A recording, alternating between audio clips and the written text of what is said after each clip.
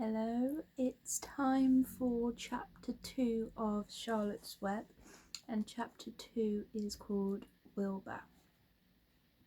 Fern loved Wilbur more than anything. She loved to stroke him, to feed him, to put him to bed. Every morning, as soon as she got up, she warmed his milk, tied his bib on, and held the bottle for him.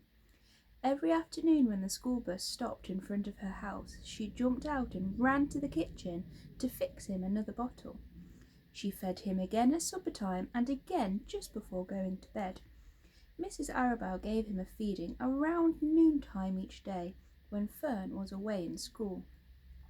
Wilbur loved his milk, and he was never happier than when Fern was warming up a bottle for him. He would stand and gaze up at her with adoring eyes.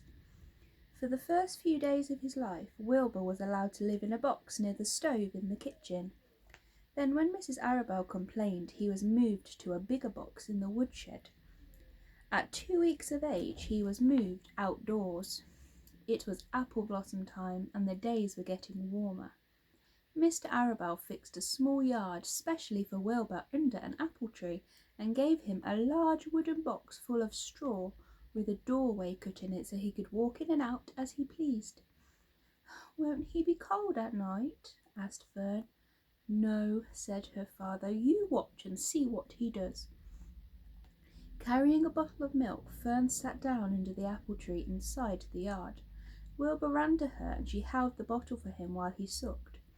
When he had finished the last drop, he grunted and walked sleepily into the box. Fern peered through the door. Wilbur was poking the straw with his snout. In a short time he had dug a tunnel in the straw.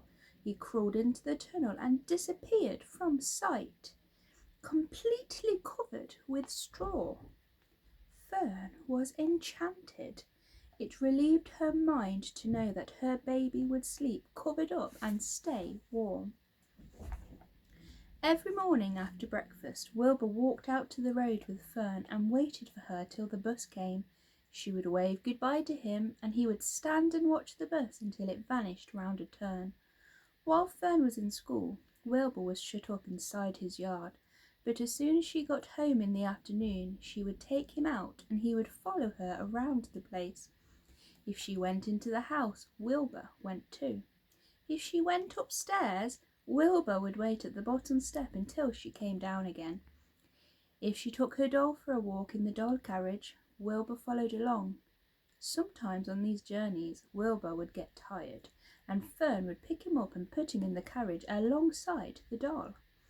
He liked this, and if he was very tired, he would close his eyes and go to sleep under the doll's blanket. He looked cute with his eyes closed because his lashes were so long. The doll would close her eyes too, and Fern would wheel the carriage very slowly and smoothly so as not to wake her infants.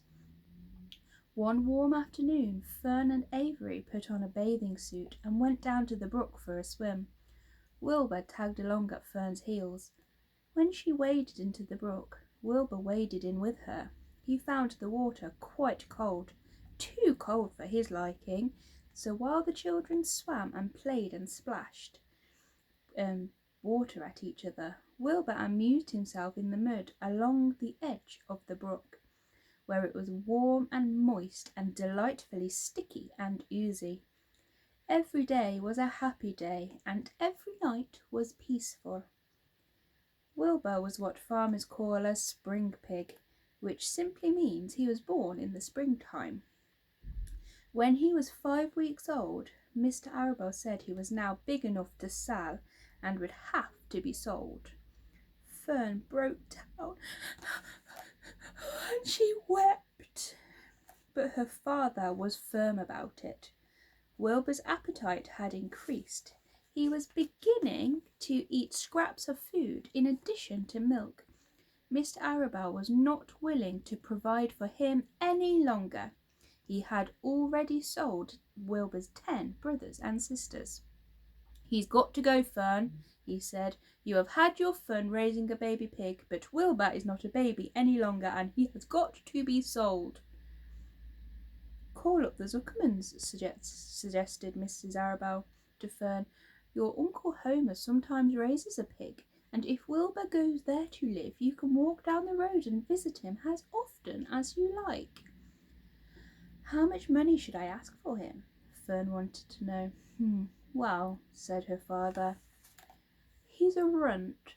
Tell your Uncle Homer you've got a pig you will sell for $6, and see what he says. It was soon arranged. Fern phoned and got her Aunt Edith, and her Aunt Edith hollered for Uncle Homer, and Uncle Homer came in from the barn and talked to Fern. When he heard that the price was only $6, he said that he would buy the pig. Next day, Wilbur was taken from his home under the apple tree and went to live in a manure pile in the cellar of Zuckerman's barn. I will see you next time for chapter 3.